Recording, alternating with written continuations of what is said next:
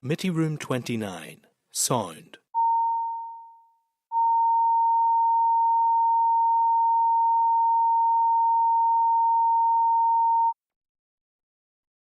Committee Room 29, Sound.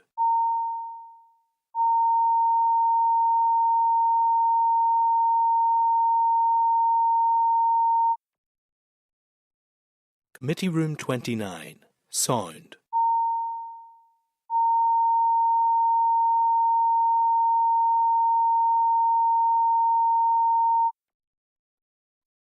Committee Room 29, Sound.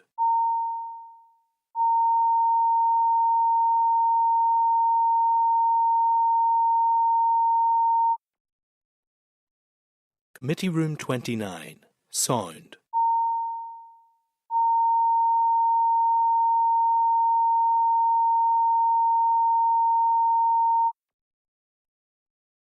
Committee Room 29, Sound.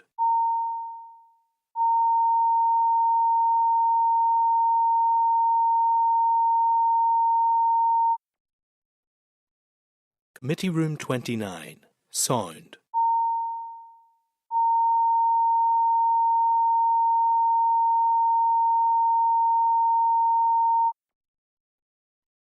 Committee Room 29, Sound.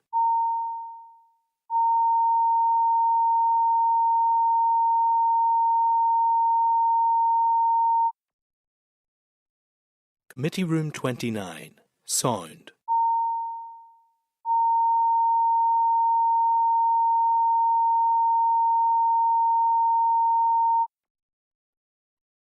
Committee Room 29, Sound.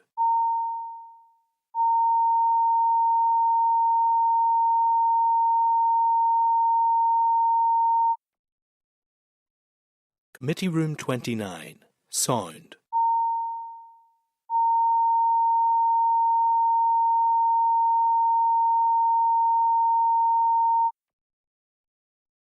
Committee Room 29, Sound.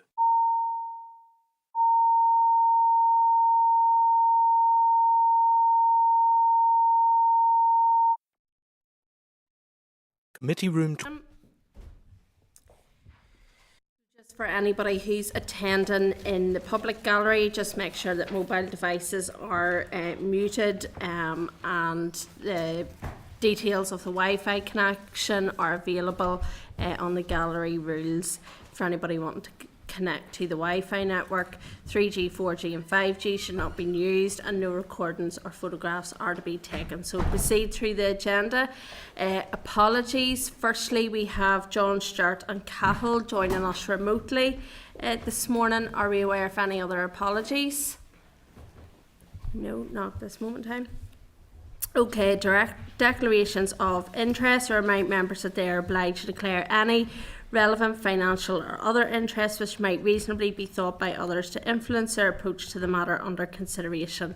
Any members who have interest to declare in relation to today's business should do so now or when the particular matter arises in the meeting. So does any members have any declarations of interest they wish to declare? John and Cahill, and I meant to just check you can hear us okay? Yes. Yeah, thank you. Okay, chairperson's business, there is none today, and item 4 is draft minutes. At page 6 you'll see the draft minutes of proceedings for the meeting on the 25th of September 2024. I seek agreement that members are content that the minutes are a true and accurate reflection of the meeting on the 25th of September 2024. If so, I'll sign the minutes now. Content?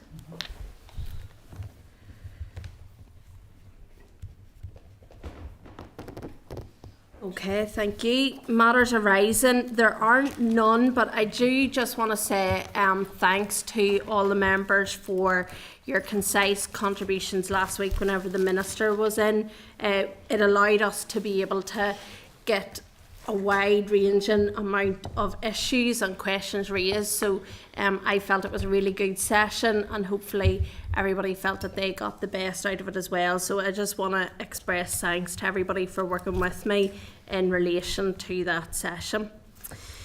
So item 6 is the statutory instrument SI 2024 XXX, the Vehicle Emissions Trading Schemes Amendment Order 2024, Department for Infrastructure Oral Evidence.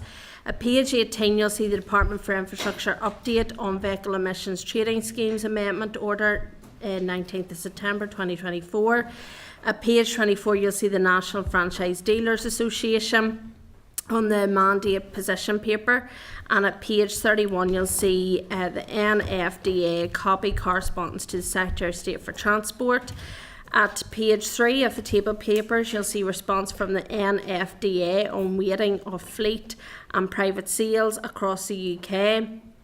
At page 6 of the table papers there's correspondence from the Electric Vehicles Association Northern Ireland providing its response to the oral evidence from NFDA. And at page 9 of the table papers you'll see the official report of the oral evidence session with NFDA. So I just want to obviously highlight we do, and I appreciate and thanks to the departmental staff for coming back to the committee today to provide clarification on any of the questions that members may have in relation to the statutory instrument arising from the evidence received to date. As indicated last week, the committee will need to determine today whether it is content with the draft statutory instrument and decide whether it wishes to recommend that it be affirmed by the Assembly. So we're welcoming Mr David Strahan, Transport Planning and Policy, Department for Infrastructure, Mrs Ailish Ferguson, Transport Planning and Policy, Department for Infrastructure, and Mr Patrick McAvoy, Transport Planning and Policy, Department for Infrastructure. So I'm just seeking agreement that the evidence is recorded by Hansard. Everybody content with that? So I'll allow yourselves to make an opening statement just in relation to, obviously, I think there was a bit of confusion last week after, so we would like some clarity just after that briefing as well. So I'll let you brief the committee and then we'll come to members' questions. Thank you. Right. Thanks, Chair, for inviting us back here this morning. We just think it's an opportunity to provide some further clarification on the implications of the introduction of the VET scheme following the oral evidence provided by the NFDA last Wednesday. During the briefing, the NFDA articulated their concerns in respect of how they felt that they would be impacted upon on the introduction of the mandate and trading scheme, which is agreed with government and managed by manufacturers with whom they have commercial relationships. Hopefully today we'll be in a position to provide further information which will clarify the policy intention and the benefits of joining the scheme for Northern Ireland.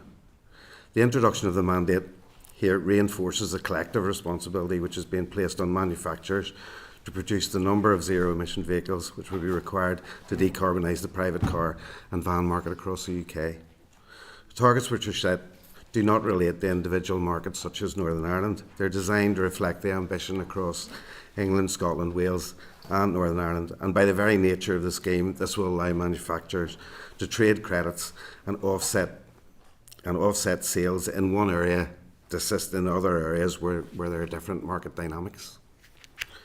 Having considered the evidence provided by the NFDA and the members' questions posed last week, we believe there are three key areas which would help for us to provide clarification today. The first one was issues around type approval, which were raised as being related to the scheme. And secondly, the transitional arrangements would be put in place for Northern Ireland to join the scheme. And thirdly, the policy and cost implications of us not aligning with the other three nations, remaining outside the scheme and failing to benefit from a UK market approach. I'm going to pass over to Ailish, who's been working closely with DFT and the other devolved governments on the development of the statutory instrument, and she'll take you through some of these areas. Good morning. So after watching last week and hearing what the NFDA had to say, like David said, I'm going to just briefly touch on type approval issues, kind of clarify what that is, and a little bit on what the how Northern Ireland would join and meet the targets, and then a little bit of what would mean if we do or don't join this scheme. So type approval, first of all, I want to be very, very clear. This has nothing to do with the Vehicle Emissions Trading Scheme. It has nothing to do with the legislation that we're trying to put through. It has nothing to do with the zero emission vehicle mandate. That said, it is obviously a concern for the NFDA, so we want to just touch on exactly what it is and give you a bit of clarification. It's a reserved matter, and if the NFDA is concerned, then it would be appropriate for that for them to discuss it with manufacturers and DFT, but equally so, I'm going to highlight that to DFT. I have a weekly meeting with them, so to make sure that they are aware that that is a concern for NFDA in Northern Ireland. DFT has provided me with some information on the 3 type approvals that are over the UK, Northern Ireland. There are GB type approvals, which are GB only vehicles, and a type approval is basically a standard that a car needs to meet to make sure it meets safety regulations. GB only, EU, which is EU and Northern Ireland, and UKNI, which is Northern Ireland, and GB is basically a clone of the EU standards. So basically, the concern that they highlighted would be there are cars that would be approved for GB only, and then they couldn't get them in Northern Ireland. But actually, that's such a small, tiny amount of vehicles, because generally cars are made by manufacturers in the EU. Those cover Northern Ireland. They get a type approval for UKNI, and those can come to Northern Ireland. The example I was given for GB only cars would be perhaps a bespoke Morgan or a bespoke Caterham, that type of vehicle, where there is either the manufacturer does not sell any in Northern Ireland, or there's no market for them in Northern Ireland. Those are not bespoke vehicles that a member of the public would request a manufacturer to make for them. So if I wanted to go to a dealer and say, oh, I'd really like that Morgan, that would be lovely, then they could bespoke make it for me, and they would have to get a type approval that would be appropriate for the jurisdiction that I lived in. That's not what they're talking about. So that hopefully is just a little bit more clarification on what that is. It doesn't have anything to do with vehicle emissions trading schemes. So I'll leave that there. It is a reserved matter as well, so it's not something that I can comment too much on, not being under our remit. Move into the vehicle emissions trading schemes. The 28% that was highlighted last week with you is not a target for Northern Ireland. It is not a target for a dealer. It is a target for a manufacturer selling their vehicles in the whole of the UK. So it gives them the opportunity to, for example, London is an area where they sell a lot of zero emission vehicles, that they will sell more than 28% in London. They may sell 0% in Ballymena, but it means that that 28% per manufacturer is over the whole of all of their sales at every dealership everywhere in the UK. No one dealer is going to have to sell 28%. No one location is going to have to sell 28%. It is per manufacturer. So it's every Ford, every BMW, wherever, all over the United Kingdom. So hopefully that clarifies that element, because that would be extremely difficult for any dealer or any one location to meet. The way that manufacturers can meet that is not only for offsetting where they can sell a higher number of zero emission vehicles, is they can use CO2 emission credits if it's not exceeding their CO2 emissions, but if they do better than they're expected to in CO2 and they have a buffer, they can transfer that buffer into a credit and swap it over and use it to offset if they don't meet their zero emission vehicle targets. So that's one way of doing it. They can borrow credits from future years and meet their targets. They can trade between manufacturers, so they can buy and sell their targets. And then they can bank, if they have in excess of credits, they can bank to use for future years. Now, you'll see that there will be manufacturers right now that are going to have to borrow from future years because they're currently not manufacturing zero emission vehicles. It's not of interest because they know in 3 years' time every vehicle they manufacture is going to be zero. So they can fluctuate between those. So those flexibilities are really how a manufacturer can meet that. I know right now, thinking of 2024, the percentage is 22%. BMW is currently selling 26%. So manufacturers are doing some manufacturers are doing particularly well, so they will then be able to bank those credits. Some manufacturers are doing very, very poorly because they know in 2 years' time they're going to be exceeding, and so then they will borrow from future years. So really want to highlight that that's a UK-wide target. It's not for Northern Ireland, and it's not for a dealer. However, like I was mentioning, the zero emission vehicles is only half of the vehicle emission trading schemes. So you want to sell a certain percentage of your new vehicles as zero emission vehicles. You also need to make sure that your CO2 emissions don't go above a certain amount. And using both of those sides, you can trade, borrow back and forwards between the two schemes. So it gives manufacturers that opportunity to really make sure they can meet both of those targets by swapping those credits around, selling those credits, borrowing from other dealers, or other manufacturers, sorry, not dealers. And in that's what we're trying to encourage you to approve.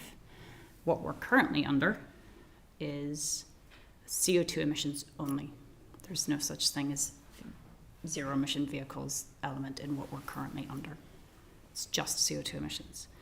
The flexibilities are much, much narrower, and it's going to tighten by 15% from January. And it's a significant tightening. If you look at the actual grams per kilometre of CO2, it is quite a significant jump from where we are right now. So the schemes and the manufacturers having that option going UK-wide is really what they want. Manufacturers are not interested in having a Northern Ireland only scheme, just like they aren't interested in having a Scotland only, England only, or Wales only. They want this to be UK-wide, so cars flow much more easily throughout the automobile industry. If we don't do anything, and the Northern Ireland Assembly decides, no thanks, the whole bit of legislation, the amendment falls, doesn't go through in any jurisdiction. That's the similar as if Scotland doesn't pass it, if England doesn't. And what would have to happen is a new piece of legislation with the admin elements of this amendment will have to be redrafted and put through GB, and they would leave Northern Ireland out. If that's the case, we take on the admin of the current CO2 regulations, which DFT is doing right now. It's about $500,000 a year. And manufacturers are not interested in running two schemes. And I'm not a manufacturer, so I can't say what I would do, but they're not interested. They've always said we are not interested in multiple schemes. It's too much. The fines are too great. So we're very keen for there to be one throughout, and Northern Ireland be a part of those schemes. Okay. Okay, Chair, can I just make one final remark? So thanks to Eilish for running through this. I mean, this is really important, I think, to all of us as part of the pathway. So you will have other colleagues, and the Minister was up last week, and you'll have other colleagues coming and talking about, you know, how we need to reduce vehicle kilometres travelled, we need to shift our modes of transport, and we need to shift our fuels. So this is one part of that pathway. You know, we think that this is needed in order to help us, you know, build that approach to meet the requirements of the Climate Change Act, which the Assembly approved in 2022. So, you know, we're working our way through this, and our colleagues will be back up talking to you about, you know, the active travel side of things, all of those other pieces. But we think this is a key one for us at this stage. Okay, thank you very much. I give a bit of latitude there just because, you know, we really do need to understand where from, you know, given last week, and I think there was a bit of confusion just after that, so I appreciate you coming back up to the committee. I am going to come to members' questions, so if members do want to indicate, we will come to you, but I suppose the one question that sticks out of my mind is, why did dealers believe, or I suppose misconstrued, what this mandate was there to do. Is that because there was a lack of engagement with dealerships in Northern Ireland? I'm not sure why they were confused. There was a consultation that was run 2 years ago, and the NFDA did respond to that consultation. The CEO of the NFDA did say this year that they were keen that vets was put into Northern Ireland. So I'm not positive why they felt that it was going to be detrimental to Northern Ireland as an entity. There has been some engagement between DFT and the NFDA. DFT wrote to them about type approval as long ago as November 2023. Yeah. From a concern perspective, Chair, I think with change, particularly in a very commercial environment, I mean, manufacturers will have commercial relationships with all those dealers, and as we all know, the manufacturer will say, if you want to have my dealership, then you have to sell this amount of cars, or you will have to, and we're not party to those commercial relationships. So we were looking at the policy intention side of things rather than that side. But you can see why they may have thought, right, okay, we're going to have to suddenly meet these targets that they've already met, in GB for the last year because the scheme was introduced earlier in the other 3 jurisdictions. So from that perspective, maybe it was just that uncertainty from their side, with the manufacturers. But we can't really speculate on that because, we weren't party to those conversations. We can only really listen to the concerns that they articulated last week. Mm-hmm. And I know that you were saying there about, privy to the manufacturers and that type of thing. But one of their concerns was that manufacturers will pull out completely from the NI market and exit it. Have you had any indications of that? The only indications that we have had is manufacturers have approached DFT to say we're not interested in multiple schemes. Yeah. And if we have to deal with multiple schemes over the UK, then we will have to consider our position. Yeah. Because the fines will be so great if Northern Ireland is under a totally different jurisdiction. Mm-hmm. And they're not interested in that. Mm-hmm. Which you can understand. We're a very, very small percentage of the UK market. It's much, much more detrimental to us than it is for them. Mm-hmm. So sure. I don't see them pulling out because we're a part of this. Yeah. It would be if we decided to do nothing. Yeah. Sure. I think, if you were asked, had we heard that any one specific manufacturer said that they were going to pull out in Northern Ireland, we haven't heard that anybody was considering that approach. Sorry, before I come to Deputy Chair and Cahill, Mark, were you looking in on that point? No, wait. Yeah, you were. Okay, I'm going to come to the Deputy Chair, John Stewart, who's indicated. Thank you, Chair. Can you hear me okay? Yeah, thank you. Yeah, thank you for that evidence today. I think that answered virtually every question that I had based on the session that we had last week. Can I just clarify 2 points? The first is around the evidence we got last week was that there was a suggestion that there might be a second tier of targets for Northern Ireland. If that was even possible, which I don't take from the evidence you've given us today, it is. What costs impact would that have on the department and on the executive generally? And secondly, just to go into that, touch a bit deeper on the consultation that was around 2 years ago. My recollection from that consultation was it was an overwhelming support from dealerships and from manufacturers that they wanted, as you said, that scheme. Is that pretty much the case from everyone that fed back into it? Yes, the responses, I believe there were 143 over the course of the whole consultation, 4 only from Northern Ireland, but the 143, I believe the percentage of those that wanted one scheme and for Northern Ireland to be a part of the scheme was 96%. Okay. So it was overwhelmingly that they wanted us to be a part of it. Your first question there, do you mean if we don't join or if they were suggesting that there would be a second tier of targets specifically for Northern Ireland within the legislation that existed? That was my sense of what one of the proposals was. I think what NFDA desired Yes, that's exactly it. I mean, just to quash almost that suggestion, that's not even possible within the current No. the current convention. It's not. Okay. No, Chair, that's all I wanted to hear. It's been very useful. Thank you. Thank you. Cahill? Thanks, Chair. It's pity your colleague Harry Harvey wasn't here, Chair. He'd be able to explain what type of Caterham sports car we could purchase. but just on the note, yeah, I mean, I'm happy enough with the explanation. I was concerned last week, Chair, about the issue of the European approvals compared to what the GB approvals was. That was my main point. My point was how the British market was able to transport or transfer into the European market. But the explanation given now, I fully understand that. And to be fair, even last week, but it was just to seek reassurance today on what exactly that meant. But I'm content with the explanation given today. Thank you. Thank you, Cahill. Mark?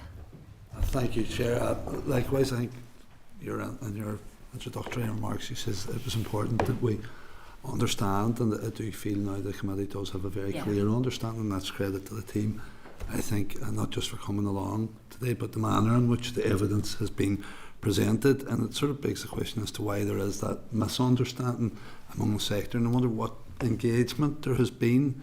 Maybe I know there'd been a consultation, but have you had any direct engagement with them on this issue as well? Because it might be helpful and allay a lot of the concerns that they clearly have.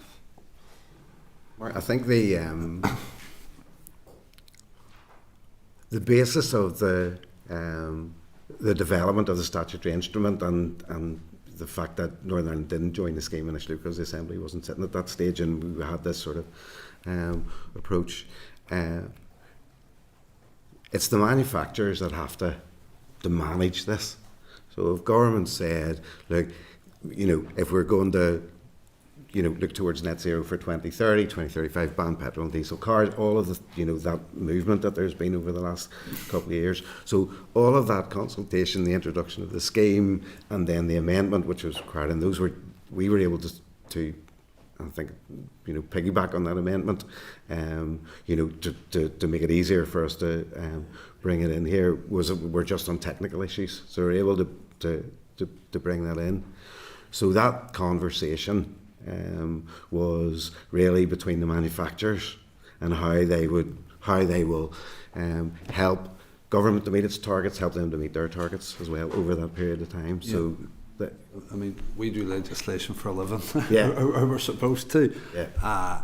And it's confusing for us at the best of times. So, for other groups and organisations out there, it is difficult if they're hearing another narrative or explanation of or an interpretation of something from elsewhere. So I do think it might be helpful just to have an engagement with them, even over Zoom or whatever, because the way it's been outlined to us today, very simply and very effectively, I think they'd get confidence from that as well. Mark, we've agreed to meet them later this after we talked to you today. We said that we would talk to him later in the week or early next week, so that engagement will take place.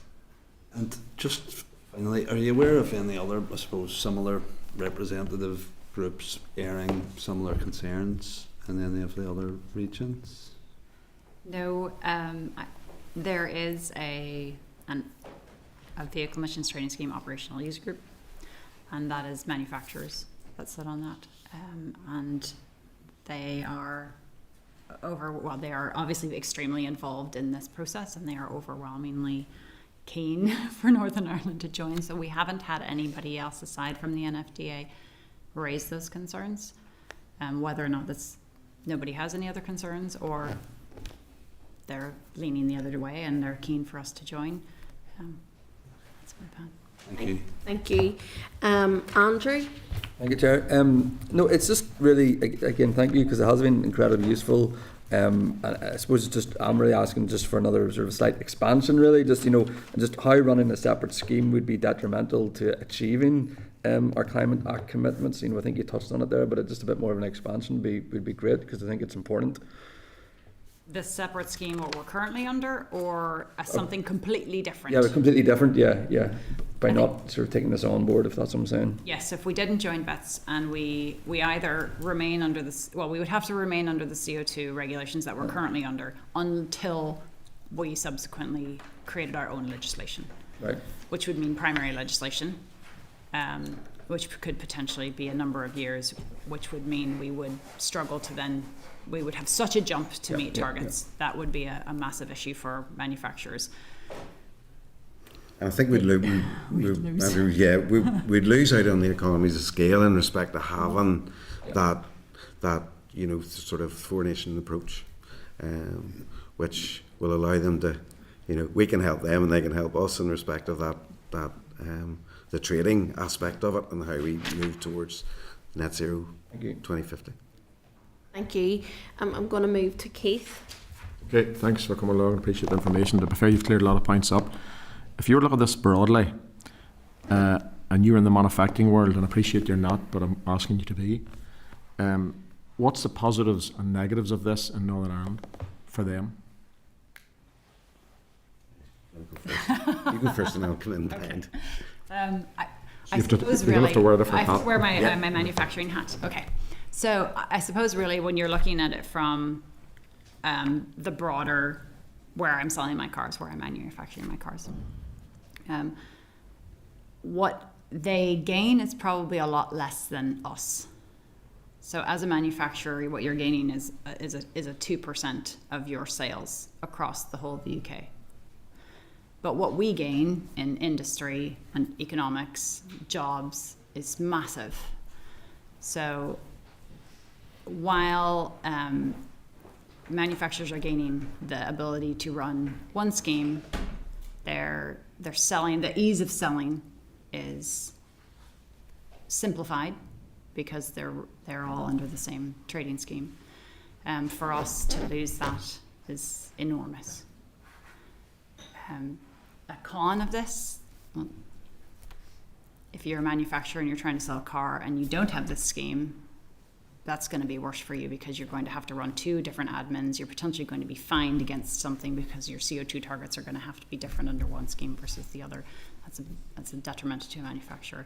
So it's the ease to which you sell your cars across the four nations is going to be greater. I'm not a manufacturer, so I'll leave it at that. So if you take off your, one question more please if I can. Yep. If you take off your manufacturing hat, put on your dealer's hat. Right, okay. Yeah. So the manufacturer, right? So dealers and manufacturers are both under pressure. They're under different pressures. So the manufacturers have to develop the cars, develop the technology, get everything, actually move away from the ICE manufacturing procedures they have at the moment, and they are being pressed by government policy, not just in the UK but in Ireland and in Europe. So they're being forced down that route. Okay, so that's a pressure on them. So they need to be able to transform their businesses to be able to meet those requirements. Okay. Similarly, the dealers are under pressure to sell the vehicles that the manufacturers are providing. So you've got this, a sort of a double whammy there, where the manufacturers are saying, right, okay, we're being pushed by government, we need to get our act, we need to be, in the marketplace. We also need to be competitive with the other manufacturers and win the game from a commercial point of view. And then the dealers are in a similar sense, say, well, the manufacturer is going to place pressure on us. But I think the answer to that is we're all under pressure. There's a climate emergency. We all have to get to the point where we can reduce the emissions that are being produced by transport. And this is part of that whole process that everybody plays that part. And the policy end of it that we're trying to, get you to consider today, and all of the other things that the Minister's trying to take forward, from a sustainable transport perspective, are all part of that too. So, Keith, hopefully that balances that out. It gives an argument from every side. Thanks, Chair. Mark, you looking at that point? It's just a wee bit on that, and you recognise that there is pressure on dealers, but it would be fair to say that pressure might be more acute here in the north, given the lower and slower uptake in terms of electric vehicles? If I could take that, Mark. The pressures are no doubtedly there, as David said, and just taking that point back to Kate's question at the evidence session, the NFDA did touch on the concern that some manufacturers may withhold certain models. So as the market develops and changes, there's an inevitability of terms of what type of car new models are available. So there may be some concerns around a popular model with a specific dealer no longer being available. In terms of those general numbers, we are seeing improvements in the uptake over here at the minute. The most recent statistics available show that we're now at just over 2.5% of the cars on the road are electric vehicles here. It was about 1.4% just over a year ago. We're now at a higher percentage of our total fleet than Wales, who are already now in vets. So we're seeing the adoption, we're seeing the change, and the pace of change is growing. So I think in terms of how that moves forward, we're seeing Northern Ireland as a place that's welcoming of it. Okay, thank you. I'm now going to move to Peter, please. Yep. Thank you everyone for coming in. I think we're all incredibly reassured by that presentation. All my questions have been answered, but I just have one brief point. So just to clarify, so any cars moving from Northern Ireland to the south, I have family who live in Strabane, I think I talk about that all the time, but if say they wanted to sell a car to the south, there'll be no issues there, or how would that look? If it's EU type approved or UKNI type approved, again, remember this is a totally separate issue. Yeah, no, it is. Okay. Yeah. Yes, a second-hand market is totally different. The type approval issues that the NFDA raised last week, they are for newly registered cars that have never been sold before. Okay. So if you have a used car and you want to sell it, yes, there may be some issues around whether you where you have bought it, whether you bought it in France and you're trying to sell it in the UK. That's neither here nor there. But a used car, yes, as long as it's EU approved or UKNI approved, you're good to go.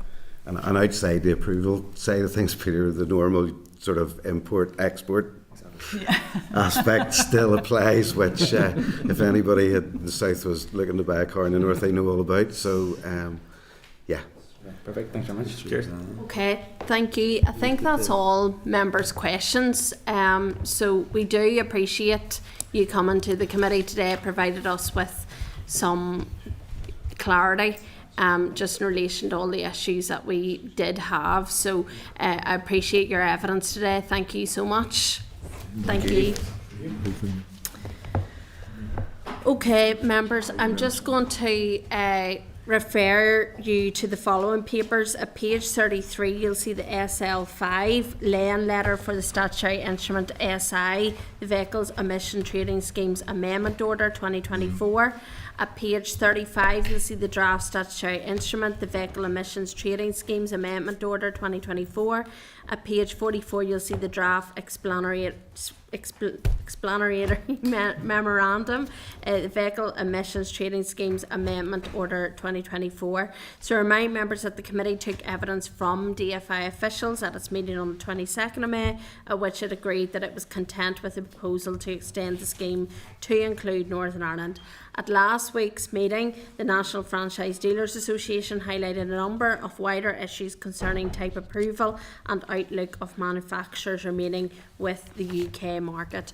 However, when clarifying whether the issues surrounding type approval was consequential due to Northern Ireland's inclusion within the mandate, representatives stated that this will remain the case under current trading requirements. Therefore, this is a separate issue that would not seem to have any bearing on the SI that the committee is considering today, which we obviously heard during our evidence session. The SI was laid in the Assembly on the 9th of September. The SI will be subject to draft affirmative resolution procedure and will not come into operation until affirmed by resolution of the Assembly. So inform members that the SIs do not fall under the remit of the Examiner of Statutory Rules. So I'm asking members if you're content with the statutory instrument. Content. And the Deputy Chair did have to leave there, but he has indicated to me that he was happy as well. So members are content, so I put the question that the Committee for Infrastructure has considered the draft SI 2024 XX. Sorry, is that it? Yeah. So the Committee for Infrastructure has considered that the draft SI 2024 XX, the Vehicle Emissions Trading Schemes Amendment Order 2024, and recommends that it be affirmed by the Assembly. Okay. Great. So item 7 is any other business. I'm asking members if they have any other items of business that they want to raise today. Peter? It was just on the back of a comment that I made last week in terms of Northern Ireland Water and maybe getting them in. I recently had a meeting with them, and I think that some of the things that I'd heard from them and other groups since then, I think it would really merit coming in to speak to us as a committee. Conscious that the Minister came in last week. It's been a year since we last saw Northern Ireland Water, so I think it'd be really helpful for us as a committee. So Peter, we have them scheduled. They're scheduled? Okay. They are. We have taken your... But it's just trying to get it, obviously. They are on the list to be Yeah. scheduled, and I have to ring them anyway about the potential visit to a treatment facility as discussed last week. So I was going to say roll that all into one if we can. Maybe. Yeah, of course. So don't worry, it is being given the due consideration that it needs. So thank you for that. Yeah, Keith? Just another point, I think it was raised the other day in the chamber regarding the traffic broadly around Belfast and the M1. Yeah. That's getting worse and worse and worse. It'd be good. I don't know whether it's a session or somebody come in to explain what they're looking at to try and alleviate that. I appreciate there's a bigger piece of work, all that. It's not going to be solved overnight, but it's getting absolutely cruel now. You know, it's back as far back as the Mayor's prison or the ex-prison. It's so. I think, to be fair to the Minister, he did indicate that there are multiple issues regarding that in the chamber this week regarding, we still, the Grand Central Station, obviously there is some work still taking place around there, the trains and that type of thing. Do you want to just check in letter-wise in terms of time I think it'd be good scales? to find out, appreciate, was this the radio report that talked about a lot of students is travelling, the trains issue, there's a lot of things compiling to it, but good to get an understanding, and obviously the trains will take a bit of pressure off whenever they come on board. Yeah. So yes, a written document would be fine for now, but at least to get a wee understanding. And check the timescales to see when that will ultimately be improved in terms of the public realm schemes and the trains coming online at Grand Central Station. Does that help? Okay, members content with that?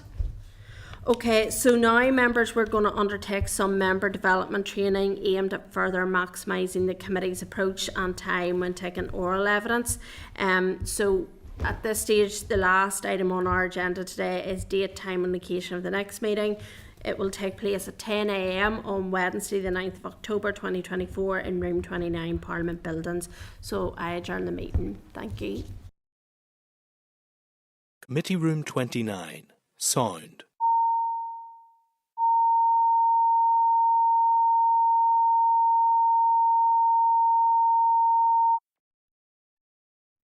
Committee Room 29. Sound.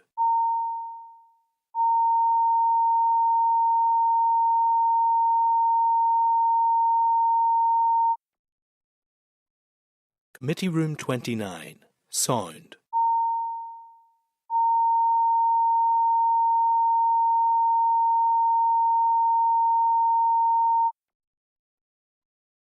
Committee Room 29. Sound.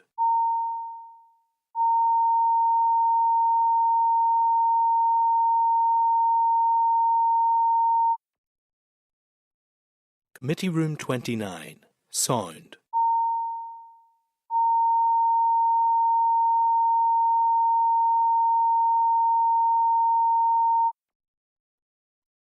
Committee Room 29. Sound.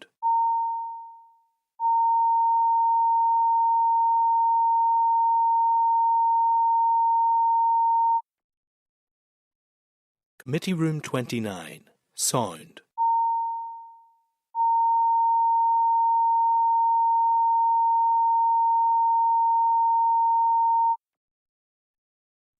Committee Room 29. Sound.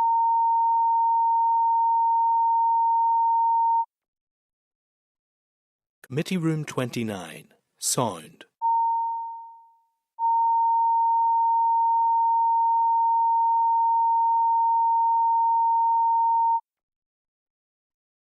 Committee Room 29, sound.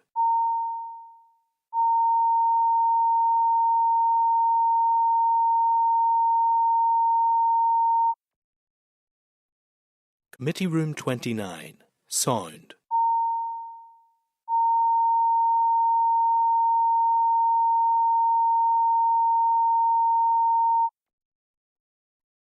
Committee Room 29, sound.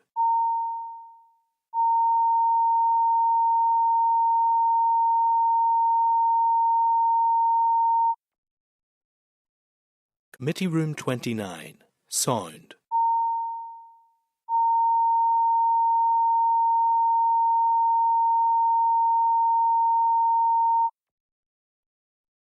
Committee Room 29, sound.